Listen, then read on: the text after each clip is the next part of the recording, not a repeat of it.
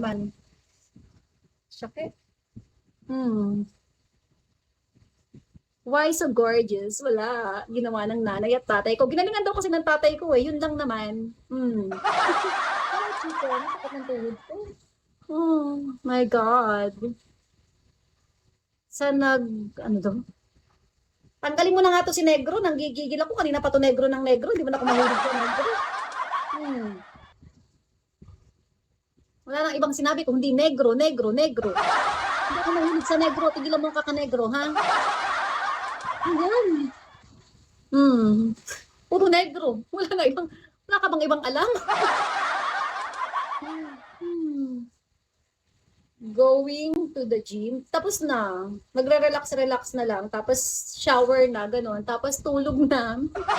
Ito kasi si Insan nagpakain ng napakadami. Ayun, busog na busog tuloy ako. Kaya nga eh. Kaya pa yung Negro ng Negro. Kung ano-ano ba nagsasabi. Sabi niya may sariling internet daw sila. May sarili daw siyang kwarto. Eh, ano pakialam ko. Ay, naku Lord. Thank you for following, guys. Arigato gozaimasu. Sabi nung maglalagay ng pilikmata ko, alas 6 daw, anong oras na, hindi pa nagchat-chat. Ay, naku Lord, ayoko ng mga ganyan, hindi professional kausap. Si Isa inaantok na sa salon. Nakakaantok naman talaga at nakakatamad. Hi, Bunso! Blight! Guys, follow niyo yung pinsan kong maganda si Blight. Hello, DJ Domsky. Kawawa. Kasi pagka doon ako nag-live, baka magalit yung mga customer doon, maingay ako. Umuwi na lang ako. Bunso. Insan Amir, si Blight, mag-host na siya next month ulit. Babe na yan kanina pa. Manong Guard, hello. Manong Guard, pakibantayan mo nga ako. Pwede ba yorn? Pwede mo ba akong bantayan? Sige, i-follow ko.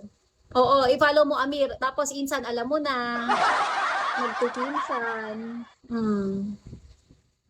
Hello, good evening. DJ Domsky. Ay, naku, babantayan na ako ni Manong Guard. Wala nang babasta sa akin. Nahilo ako, Amir. Wala talaga. Kaya nga, sa mo ba nilagay? Parang never kita nakita pa na ganun, Isa. Never kita nakita mag-vape. Up mo ko. Sige, up natin si Manong Guard.